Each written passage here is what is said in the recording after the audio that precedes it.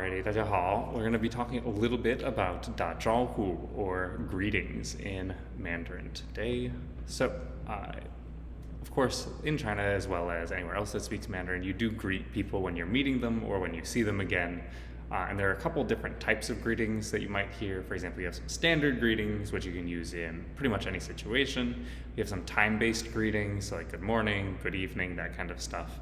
And then you have greeting questions, which isn't something we use in English quite as much, but it's very common in China. One thing to note, in China, physical contact when greeting people, so for example, hugging or other stuff like that, is not as common.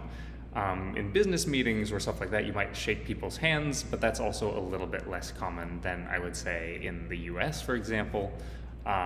Just generally, it's a lower physical contact culture. So some standard greetings that you might hear are 你好, just hello. It is a little bit more formal. So then, for example, our question greetings, you might hear the question greetings more, but those are a little more difficult because they're not as standardized. Even more formal than 你好 is you have 您好. 您 is just the formal form of 你. So if you know French or if you know Spanish, there's like a formal you and there's an informal you. 你好 is literally you good. 你 being you, 好 being good. 您好 is you good, but extra formal because 您 is our formal you. You're actually going to see the 好 repeat a lot of times throughout many of our greetings. Last one you'll see is hello. You'll hear this one pretty frequently. It is just from English. Those characters are just the pronunciation represented in Chinese characters. Sometimes you'll even hear people use both of these, like hello你好, something like that. All right, so moving on with our 好, you'll notice that you can also use a person and then 好 to say hello to someone. For example, if you're saying hello to a group of students, you might say 同学们好, or classmates, hello, or classmates good, literally. The students might say 老师好, teacher good, oh, hello teacher. If you have a person with a name, for example, manager Chen, you might say 陈经理好. Or, I don't know, you're meeting the president, you might say 奥巴马总统好. So you can use this with pretty much anyone's name or their title. There are also a lot of time of day greetings in Mandarin. For example, 早上好 or 早安 for the morning. You'll notice that some people also just say 早. That is also totally fine, but the more proper way would be saying the full thing, 早上好 or 早安. 早 is also totally fine. For the afternoon, you have 下午好 or 午安. Any of the ones that end in an are usually more common in the south, whereas the hao might be more common in the north. 午安 to me sounds a little more formal than 下午好, but both are pretty formal ways of greetings because again, they're not the question greetings that you might get more often. All right. Then for evening, you have 晚上好 for good evening. 晚安, so it follows the same pattern, actually just means good night, and just like in English, that's a way of saying goodbye or something you say before you go to bed is 晚安.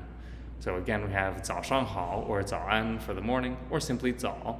下午好, 午安 for the afternoon or around noon.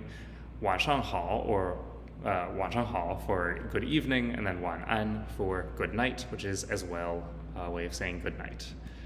All right.